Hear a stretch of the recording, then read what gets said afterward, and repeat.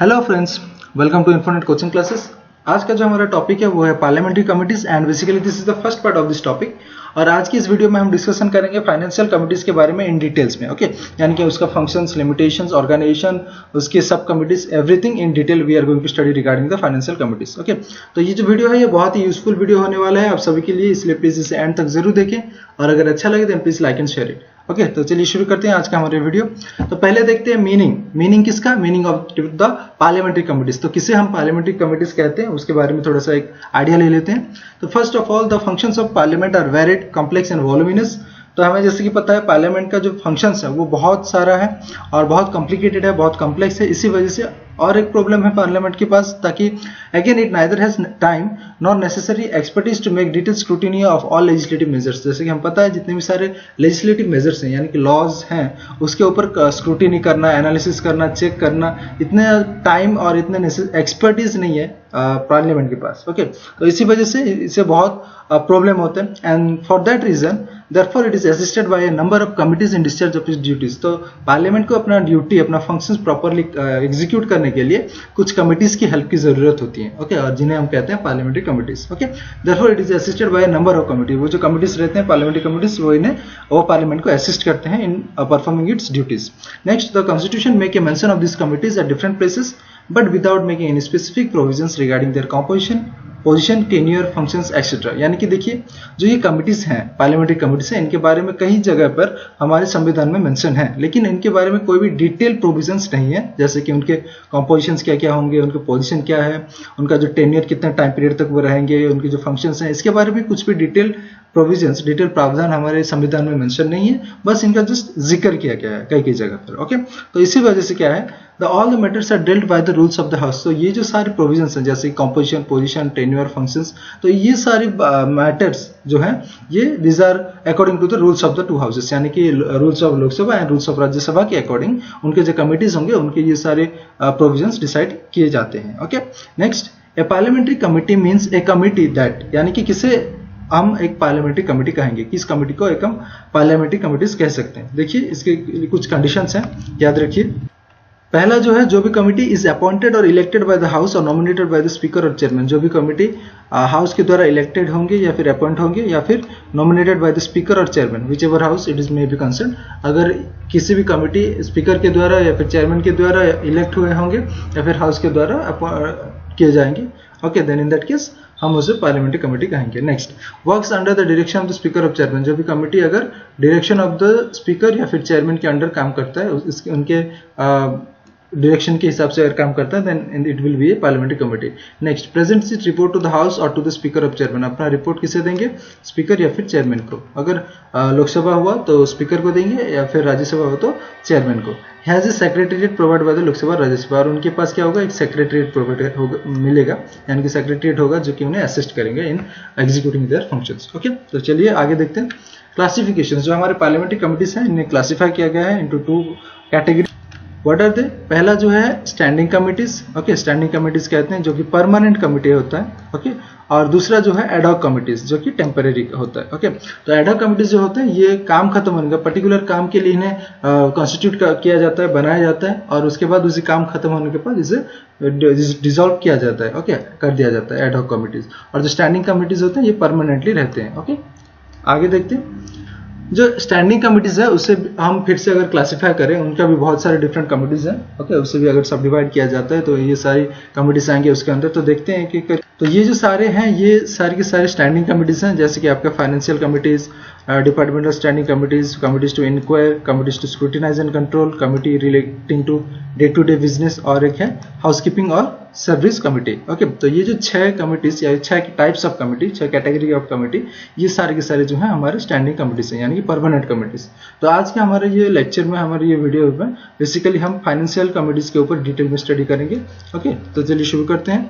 तो पहला जो हमारा फाइनेंशियल कमिटीज की अगर हम बात करें, फाइनेंशियल कमिटीज के अंदर भी 3 और कमिटीज आते हैं, सब कमिटीज जिसे हम कहेंगे, जो कि है पब्लिक अकाउंट्स कमिटी, दूसरा है एस्टिमेट्स कमिटी और तीसरा जो है कमिटीज ऑन पब्लिक अंडरटेकिंग्स। तो ये 3 कमिटीज फाइनेंशियल कमिटीज के अंदर आते हैं and it is one of the most important committees. Okay, अगर हम पार्लियामेंट्री कमिटीज की बात करें, फाइनेंशियल कमिटीज जो है वो एक बहुत ही इंपॉर्टेंट कमिटी है। तो इसके रिगार्डिंग सारे डिटेल्स हमें जानने बहुत ही जरूरी है। ओके, तो चलिए देखते हैं। पहला जो है पब्लिक अकाउंट्स कमेटी। तो पब्लिक अकाउंट्स कमेटी जो first type of financial committee की अगर हम बात करें, उससे रिलेटेड क्या क्या सारे प्रोविजन से देखते हैं। पहला जो पॉइंट है, the committee was first setup in 1921 under the provisions of government of India act 1919। Okay, तो ब्रिटिश रूल के दौरान जो हमारा गवर्नमेंट ऑफ इंडिया एक्ट आया था 1919 में, उसी एक्ट के अकॉर्डिंग, यानी कि उसी के प्रोविजन के अकॉर्डिंग ये जो कमेटी है पब्लिक अकाउंट्स कमेटी, इसका सेटअप किया गया था इन द ईयर 1921। ये याद रखिएगा। Next, at present it consist of 22 members, that is 15 from Lok Sabha and 7 from Rajya Sabha. अभी अगर करंटली बात करें तो इनके पास जो है ये जो कमेटी है पब्लिक अकाउंट्स कमेटी के अंदर 22 मेंबर्स होंगे ऑल टोटल, जिसमें से 15 जो होंगे वो लोकसभा से बिलोंग करेंगे और जो 7 मेंबर्स होंगे रेस्ट वो राज्यसभा से आएंगे। Next point, the members are elected by the parliament every year from among its members according to the principle of proportional representation by means of single transferable vote. यानी कि ये जो कमेटी है public accounts committee, इनके जो members होंगे वो कैसे इलेक्ट होंगे, bye means of proportional representation by means of single transferable vote, जैसे कि हमारे प्रेसिडेंट के इलेक्शंस होते हैं उसी हिसाब से उसी प्रोसेस में। और ये जो मेंबर्स होंगे ये उसी हाउस के मेंबर्स में से ही इलेक्ट किए जाएंगे, जैसे कि हमें पता है 15 members from Lok Sabha and 7 from Rajya Sabha, तो इन्हीं में से चूज किए जाएंगे, इलेक्ट किए जाएंगे। ओके, वोटिंग करके। Next, the term of office of members is 1 year. जो जितने भी मेंबर्स इलेक्ट होंगे पर्टिकुलर ईयर के लिए जो पब्लिक अकाउंट्स कमेटी के अंदर, उनका टेन्योर जो होगा उसी ऑफिस में 1 साल के लिए ही होगा। Okay, after 1 year they have to leave the office, vacant the office. Next देखिए, a minister can not be elected as the member of this committee. जो भी अगर मेंबर पार्लियामेंट के वो मिनिस्टर हैं तो they can not be elected as member of this public accounts committee, तो वो जो मिनिस्टर्स होंगे वो पब्लिक अकाउंट्स कमिटी के मेंबर नहीं हो सकते। Next point, the chairman is appointed from among its members by the speaker. जो चेयरमैन होंगे पब्लिक अकाउंट्स कमेटी की वो नॉर्मली स्पीकर के द्वारा अपॉइंट किए जाएंगे। ओके, उन्हीं मेंबर्स में से जो इलेक्ट हुए होंगे उन्हीं में से एक मेंबर को चेयरमैन हिसाब से अपॉइंट किया जाएगा bye the speaker. Since 1967 the chairman of the committee is selected invariably from the opposition। यानी कि 1967 से लेके आज तक जो हो रहा है वो जो चेयरमैन होंगे पब्लिक अकाउंट्स कमेटी के वो अपोजिशन पार्टी से ही रहेंगे। ओके, उससे पहले जो 1966 जो होता था वो रूलिंग पार्टी से रहते थे, because the speaker used to appoint them ना, सो वो ऑब्वियसली रूलिंग पार्टी के ही एक मेंबर को अपॉइंट किया करते थे। लेकिन ये जो ट्रेडिशन है, ये जो प्रोसेस है, जो मेथड है, इसे चेंज किया गया है from 1967 and from this year onwards the chairman of the public accounts committee will be from the opposition party. ये याद रखिए, इंपॉर्टेंट पॉइंट। नेक्स्ट देखते हैं functions of the public accounts committee. इनके क्या क्या फंक्शंस होते हैं, ओके, क्या क्या काम रहता है इनका।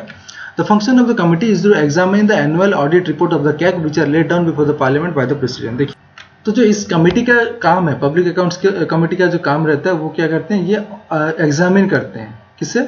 जो एनुअल ऑडिट रिपोर्ट जो हमारे कैग देते हैं प्रेसिडेंट को, और प्रेसिडेंट इन रिटर्न उसे पार्लियामेंट में पेश करते हैं, उसी रिपोर्ट को ये एग्जामिन करेंगे, उसी एनुअल रिपोर्ट को वो एग्जामिन करेंगे। That is to examine the audit report of the CAG which are laid down before the parliament by the president. Okay, next, the committee examines public expenditure not only from legal point of view and formal point of view to discover technical irregularities, but also from the point of view of economy, prudence, wisdom and propriety to bring out the case of waste, loss, corruption etc। तो देखिए, तो हमने जैसे कि देखा जो audit report होंगे वो तो कैग बनाएंगे, कंट्रोलर एंड ऑडिटर जनरल वो बना चुके होंगे, एनालिसिस कर चुके होंगे। तो ये क्या करेंगे, they will examine, the committee will examine the public expenditure not only from legal point of view, यानी कि लीगल ये कितना सही है कितना गलत है, इसके अलावा इसे एग्जामिन करने के अलावा ये क्या करेंगे, फॉर्मल पॉइंट ऑफ व्यू से भी वो ढूंढेंगे, वो एग्जामिन करेंगे क्या, जो टेक्निकल इरेगुलरिटीज होंगे उसी रिपोर्ट के अंदर। अगर कोई technical irregularities like suppose economic point of view से ये ठीक है कि नहीं, ये पर्टिकुलर जो एक्सपेंडिचर है ये ठीक गया है कि नहीं, okay, prudence, wisdom, propriety, okay, तो ये क्या चेक करेंगे बेसिकली, कितना अगर कुछ वेस्ट हुआ है, कुछ लॉस, करप्शन कुछ हुआ है कि नहीं इस एक्सपेंडिचर में, तो उसके ऊपर एक एनालिसिस करेंगे, स्क्रूटिनी करेंगे। ओके, तो ये काम होता है पब्लिक अकाउंट्स कमेटी का। अगर हम इन डिटेल देखें तो क्या क्या होता है, उनके फंक्शंस देखें, तो अगर ये डिटेल फंक्शंस हैं of the public accounts committee, तो ये हमने अभी डिस्कशन किया, ये ओवरऑल फंक्शन। ओके, इन ए नटशेल अगर हम कहें तो इतना है, और डिटेल में देखें तो देखिए, तो फर्स्ट फंक्शन है to examine the appropriation accounts. जो हमारे एप्रोप्रिएशन अकाउंट्स होते हैं उसे एग्जामिन करेंगे, and finance accounts of the union government. Appropriation और फाइनेंस अकाउंट्स को एग्जामिन करेंगे, and accounts laid before the Lok Sabha. जो ये भी जो और भी जो सारे अकाउंट्स होंगे जो कि लोकसभा में प्रेजेंट किए जाएंगे, उसे ये क्या करेंगे, एग्जामिन करेंगे, एनालिसिस करेंगे public accounts committee. The appropriation accounts compares the actual expenditure sanction bye the parliament through the appropriation act, while the finance accounts show the annual receipts and disbursement of the union government. तो ये जो accounts हमने अभी discussion किया जो कि appropriation accounts और finance accounts, इनका इसमें क्या होता है बेसिकली, द एप्रोप्रिएशन अकाउंट में जो रहता है वो कंपैरिजन रहता है एक्चुअल एक्सपेंडिचर सैंक्शन, कितना पैसा दिया गया है by the parliament to the executive through the appropriation act. Appropriation act के हिसाब से जब भी बजट पास होता है, एप्रोप्रिएशन एक्ट आखिर में आता है, तो उस एक्ट के अकॉर्डिंग कितना एक्सपेंडिचर दिया गया है और कितना ये खर्च किए हैं, उसका एक कंपैरिजन होता है, okay, in the appropriation account. While the finance account show the annual receipts, कितना रिसीव किया गया है एंड डिस्बर्समेंट कितना किया गया बाय द यूनियन गवर्नमेंट। तो ये जो डिटेल्स रहता है ये फाइनेंस अकाउंट्स में रहता है। तो ये दो अकाउंट्स को ये एग्जामिन करते हैं पब्लिक अकाउंट्स कमिटी। नेक्स्ट देखिए, to examine the accounts of autonomous and semi autonomous bodies, जो भी डिफरेंट ऑटोनोमस और सेमी ऑटोनोमस बॉडीज होंगे, the audit of which is conducted by the CAG, जिसका जो ऑडिट रिपोर्ट वो कैग सबमिट करेंगे, उसको ये एग्जामिन करेंगे। कैग जो है हमारे कंट्रोलर एंड ऑडिटर जनरल, उनका जो रिपोर्ट होगा regarding to the different autonomous and semi autonomous body, उनका ये जो रिपोर्ट को एनालिसिस करेंगे, एग्जामिन करेंगे, ओके। और क्या है देखते हैं। नेक्स्ट जो है, in scrutinising the appropriation accounts and the audit report of the CAG on it, the committee has to satisfy itself that. तो जब भी ये कैग के जो रिपोर्ट को एनालिसिस करेंगे या फिर जो एप्रोप्रिएशन अकाउंट्स को स्क्रूटिनाइज करेंगे, चेक करेंगे, उसी दौरान इन्हें ये तसल्ली होनी चाहिए कि they have to get satisfied that the money that is been disbursed was legally available for the purpose, यानी कि जो मनी जो कि डिस्बर्स किया गया है, खर्च किया गया है किसी भी पर्टिकुलर पर्पस के लिए, वो लीगली अवेलेबल था उसी काम के लिए ही। नेक्स्ट जो है, the expenditure conforms to the authority that governs it, यानी कि जो एक्सपेंडिचर दिया गया था, एलोकेट किया गया था, उसी अथॉरिटी को मिला है कि नहीं, ओके, जो इसे गवर्न कर रहा है, जो इसे करना चाहता है, जो इसे कंट्रोल कर रहा है। Every reappropriation has been made in accordance with the related rules, और जो भी रीअप्रोप्रिएशन होंगे उसी पर्टिकुलर एक्सपेंडिचर से रिलेटेड वो रूल्स के हिसाब से है कि नहीं, तो ये वे चेक करेंगे। ये बात जो है, ये सब जो पॉइंट्स सेटिस्फाई हो रहा है कि नहीं, वो चेक करेंगे in the report of the CAG as well as in the appropriation accounts. Next है to examine the accounts of state corporation, different state corporations के अकाउंट एग्जामिन करेंगे। Trading concerns and manufacturing projects, जो भी different manufacturing projects होंगे, okay, उसके जो reports होंगे जो कि कैग ऑडिट किए रहेंगे, उसी अकाउंट्स को, उसी रिपोर्ट्स को ये एग्जामिन करेंगे। To consider the report of the CAG relating to the audit on any receipts और to examine the accounts of stores and stocks, तो जो कैग के द्वारा जो रिपोर्ट दिया गया होगा regarding the audit of receipts और to examine the accounts of stores of stocks, तो इससे रिलेटेड जो भी रिपोर्ट्स कैग सबमिट करेंगे उसको ये सिर्फ एग्जामिन करेंगे, okay. To examine the money spent on any service during a financial year, कोई भी पर्टिकुलर ईयर में कितना मनी स्पेंड हुआ है रिगार्डिंग एनी सर्विस, ओके, उसे एग्जामिन करेंगे। In excess of the amount granted by Lok Sabha for that purpose, और क्या होगा, अगर कोई एक्सेस दिया गया है या फिर खर्च किया गया है, जितना ग्रांट हुआ था पर्टिकुलर पर्पस के लिए, अगर उससे ज़्यादा एक्सपेंडिचर हो गया है तो उसे भी ये एग्जामिन करेंगे, ओके, किसी भी सर्विस के रिगार्डिंग, ओके।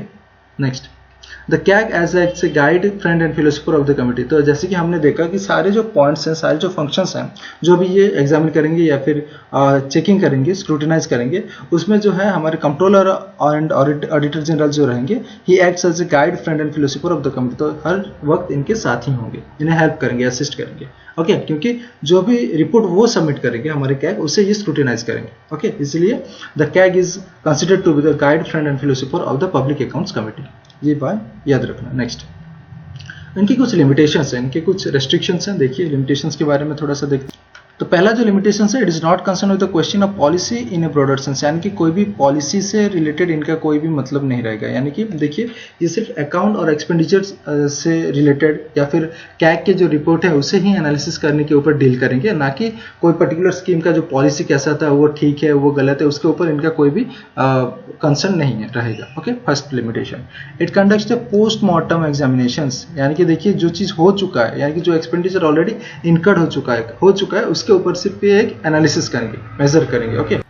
तो इसीलिए हम कहेंगे तो इनका जो काम रहता है ये एक पोस्टमार्टम नेचर में होता है, that is showing the expenditure already incurred, जो ऑलरेडी हो चुका है उसके ऊपर खाली ये स्क्रूटिनाइज करेंगे, चेक करेंगे, okay. It can not intervene in the matters of day to day administration, तो गवर्नमेंट का डे टू डे एडमिनिस्ट्रेशन रहता है, ओके, उसके ऊपर ये इंटरवेन नहीं कर सकते। Next limitation, its recommendation are advisory and not binding on the ministers, ये चीज सिर्फ एडवाइस दे सकते हैं और इनका जो भी एडवाइस होगा, जो भी रिकमेंडेशन होगा, वो बाइंडिंग नहीं है, ओके, कंपलसरी नहीं है ऑन द मिनिस्टर्स, ओके, वो इसे नहीं भी मानेंगे तो भी चलेगा, okay. It is not wasted with the powers of allowances of expenditure by the departments, यानी कि जो अलाउंसेस के जो पावर है, अलाउंसेस ऑफ एक्सपेंडिचर, जो एक्सपेंडिचर अलाउ करने का जो पावर है बाय डिफरेंट डिपार्टमेंट्स, ये पावर इनके पास नहीं है। ओके, ये सिर्फ स्क्रूटिनाइज करेंगे, बस इतना ही।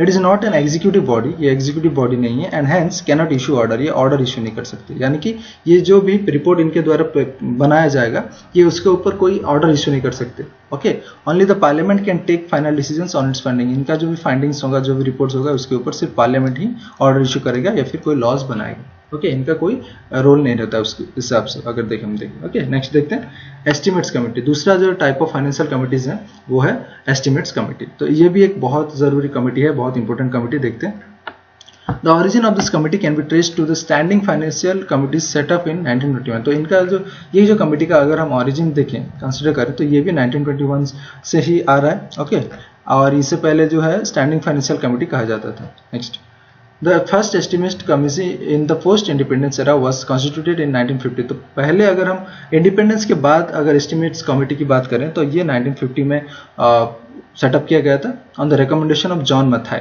ये याद रखना, जॉन मथाई जो उसी टाइम के हमारे फाइनेंस मिनिस्टर थे, उनके रिकमेंडेशन के द्वारा ये जो कमेटी है एस्टिमेट्स कमेटी, इसे बनाया गया था in the year 1950। Next, Originally it had 25 members, but in 1956 its membership was raised to 30। तो ओरिजिनली अगर हम देखें, अगर 1950 में जब ये सेटअप किया गया था तो उस दौरान ये 25 मेंबर्स थे इसी कमेटी में, बट 6 साल बाद यानी कि 1956 में इसे 25 से 30 कर दिया गया। ओके, जो मेंबरशिप है now currently it is 30 members.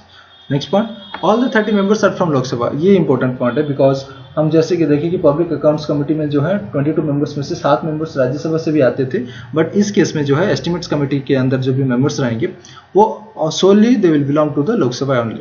Okay, यानी कि वो सारे के सारे लोकसभा के ही मेंबर्स होंगे and are elected every year from among its member, यानी कि लोकसभा के ही मेंबर में से इलेक्ट होंगे according to the proportional representation by means of single transferable vote. Okay, तो वोटिंग प्रोसीजर या फिर इलेक्शन प्रोसीजर अगर हम कंसिडर करें वो सेम है as that of public accounts committee, but difference इतना है कि इसमें जो है जो टोटल स्ट्रेंथ है इसका 30 मेंबर्स है, उसका था 22, और इसमें जो है सारे के सारे members will be from the Lok Sabha only.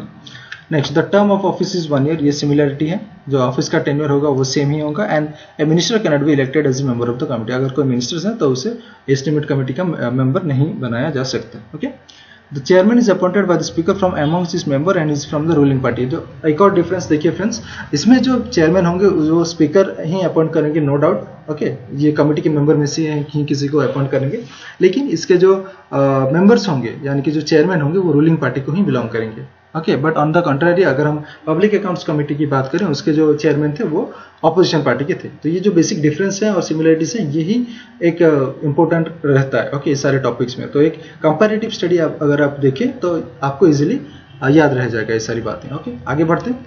Functions of the estimate committee. तो एस्टिमेट्स कमेटी के क्या क्या फंक्शंस होते हैं? ओके, तो देखते हैं। पहला, the functions of the committee is to examine the estimates included in the budget and suggest economies in public expenditure, hence it is described as a continuous economies committee।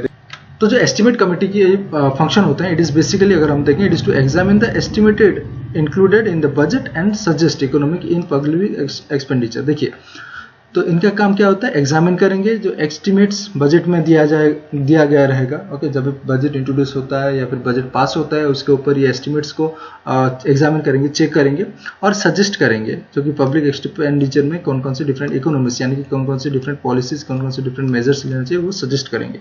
इसलिए इन्हें क्या कहा जा सकता है, कंटिन्यूस इकोनॉमी कमेटी बोल के भी कहा जाता है। ये कमेटी को याद रखिएगा, इससे भी क्वेश्चंस बनते हैं।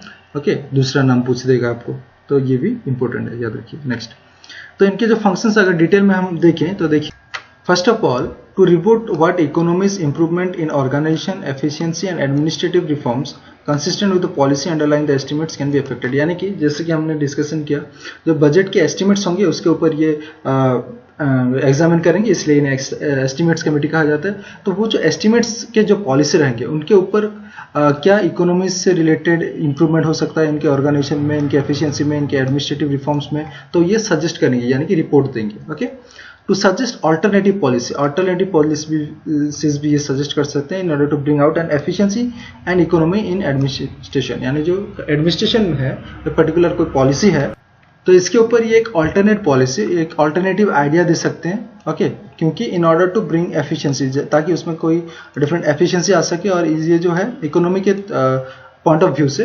फ्रूटफुल हो सके, ओके, यूजफुल हो सके, इसलिए ये अल्टरनेट पॉलिसीज भी सजेस्ट कर सकते हैं एस्टिमेट्स कमिटी।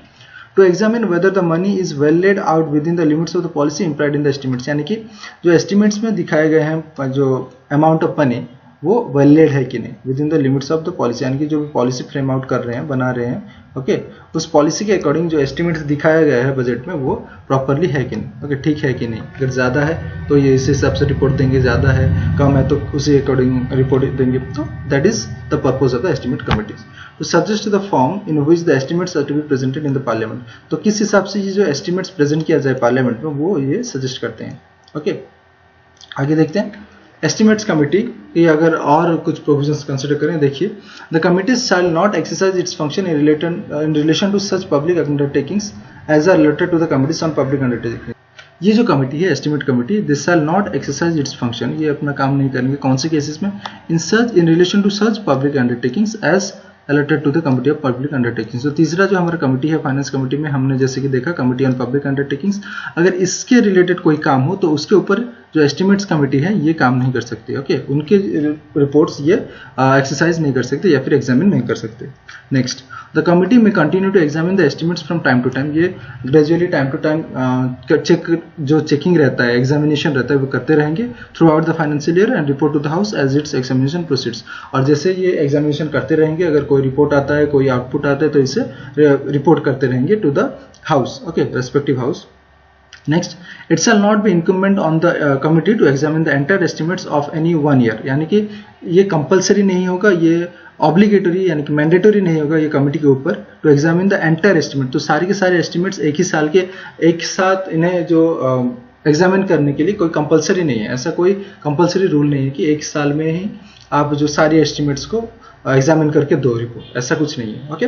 तो इसलिए the demand for grants are finally voted despite the fact that the committee has made no reports, okay. देखिए तो जो डिमांड फॉर ग्रांट्स रहता है ये फाइनली वोटिंग किया जाता है, okay, despite the fact that committee has made no report. तो जो हमारे कमिटी होंगे ये रिपोर्ट नहीं बनाने के बावजूद भी जो डिमांड फॉर ग्रांट्स वो वोटिंग होता है उसके ऊपर, ओके। नेक्स्ट, इनके कुछ लिमिटेशंस होते हैं, ओके। एस्टिमेट्स कमिटी के लिमिटेशंस के बारे में देखते हैं। पहला जो है, it examines the budget estimates only after they have been voted by the parliament, यानी कि जैसे कि अभी हमने देखा तो डिमांड फॉर ग्रांट्स के ऊपर वोटिंग होने के बाद ही, यानी कि हो जाने के बाद ही प्रोविजंस जो है, जो ग्रांट्स हैं वो एलोकेट हो जाने के बाद ही ये इसके एस्टिमेट्स के ऊपर एग्जामिनेशन कर सकते हैं, उससे पहले नहीं कर सकते, ओके। तो after it has been voted by the parliament, यानी कि पास होने के बाद या फिर आप कह सकते हैं कि एलोकेट हो जाने के बाद ये इनके ऊपर एग्जामिन कर सकते हैं। It can not question the policy laid down by the parliament, policy के ऊपर ये कोई क्वेश्चन नहीं उठा सकते, क्वेश्चन मार्क, ओके, पॉलिसी के प्रोविजंस के regarding. Its recommendation are advisory, इनके भी जो रिकमेंडेशन होंगे ये कंपलसरी बाइंडिंग नहीं होंगे, this are only advisory, okay, they are not binding on the ministers. Next is examines every year only certain selected ministries and departments, तो हर साल जो रहता है ये पर्टिकुलर कोई मिनिस्ट्रीज या फिर डिपार्टमेंट को ही एग्जामिन करेंगे, उनके रिपोर्ट्स ही एग्जामिन करेंगे। 10 बाय रोटेशन अगर हम देखें, इस हिसाब से अगर हम देखें, then it would cover all of them over a number of years, यानी कि सारे के सारे मिनिस्ट्रीज हो या कि फिर सारे डिपार्टमेंट्स को कवर करते करते इनको सालों साल लग जाते हैं, ओके। तो ये एक लिमिटेशन है of the estimates committee, because एक ही साल में ये जो कुछ सिलेक्टेड मिनिस्ट्रीज और डिपार्टमेंट्स के ही रिपोर्ट एनालिसिस करते हैं। It lacks the expert assistance, तो इनके पास जो है एक्सपर्ट असिस्टेंस नहीं रहता ऑफ द कैग, बिकॉज जैसे कि हमने पब्लिक अकाउंट्स कमिटी में देखा जो कैग होते हैं हमारे वो सिर्फ पब्लिक अकाउंट्स कमिटी को ही उनके जैसे कि हमने देखा गाइड फिलोसोफर फ्रेंड है, बट इनके इस केस में जो एस्टिमेट्स कमेटी के केस में ये इन्हें असिस्ट नहीं करते, कैग जो है हमारे इन्हें असिस्ट नहीं करते, ये याद रखिए। And it's work is in the nature of postmortem, ये भी जो है पोस्टमार्टम नेचर में काम करते हैं, यानी कि काम खत्म होने के बाद इसके ऊपर सिर्फ एग्जामिन करेंगे, एनालिसिस करेंगे, ओके। उससे पहले इनका कोई पावर नहीं है उस पर्टिकुलर एस्टिमेट्स के ऊपर, okay. Next, committees on public undertakings, तो फाइनल और जो तीसरा है हमारा फाइनेंशियल कमिटीज का सब कमिटी, वो है कमिटी ऑन पब्लिक अंडरटेकिंग्स। तो ये क्या होता है, देखिए, this committee was created in 1964 on the recommendation of Krishna Menon committee. तो ये जो कमिटी है ये 1964 में बनाया गया था, किसके रिकमेंडेशन पे, कृष्णा मेनन कमिटी के रिकमेंडेशन पे, ये याद रखिए। नेक्स्ट, ओरिजिनली इनके पास जो है ये कमिटी में 15 मेंबर्स थे, that is 10 from Lok Sabha and 5 from Rajya Sabha. 15 members जो थे वो 10 मेंबर्स फ्रॉम द लोकसभा थे और 5 मेंबर्स राज्यसभा के थे। 1974 में इसका मेंबरशिप बढ़ाया गया फ्रॉम 15 टू 22 कर दिया गया, और 22 जो होंगे वो 15 होंगे लोकसभा से और 7 जो होंगे वो राज्यसभा से होंगे। Okay, this is the total composition. Next, the members of the committee are elected every year from among its members according to the proportional representation system by means of single transferable vote. तो all the 3 committees that belong to the financial committees, इनके जो members के election process है वो same है। Okay, और इनका जो टेन्योर भी है वो सेम है। देखिए, the term of office is 1 year and ministers can not be elected as a members of the committee. तो ये सिमिलरिटीज है बिटवीन एवरी कमिटी, तो इसलिए इसके ऊपर आप इजीली याद रख सकते हैं। ओके, देखिए next, the chairman of the committee is appointed by the speaker from among its members who are from Lok Sabha only. तो जो चेयरमैन होंगे, ओके, ये एक इंपॉर्टेंट पॉइंट याद रखिए, द चेयरमैन होंगे कमिटी ऑन पब्लिक अंडरटेकिंग्स के, ये स्पीकर अपॉइंट करेंगे, और ये जो मेंबर होंगे पर्टिकुलरली यानी कि जो चेयरमैन होंगे वो लोकसभा के मेंबर होने चाहिए। ओके, जैसे कि हमें पता है 7 जो होते हैं राज्यसभा के भी मेंबर्स रहते हैं इसके अंदर, बट उनमें से कोई भी चेयरमैन नहीं बन सकते। Only the members from the Lok Sabha can become the chairman of the committee on public undertakings. Okay, आगे देखते हैं इनके फंक्शंस के बारे में डिटेल डिस्कशन करते हैं थोड़ा सा।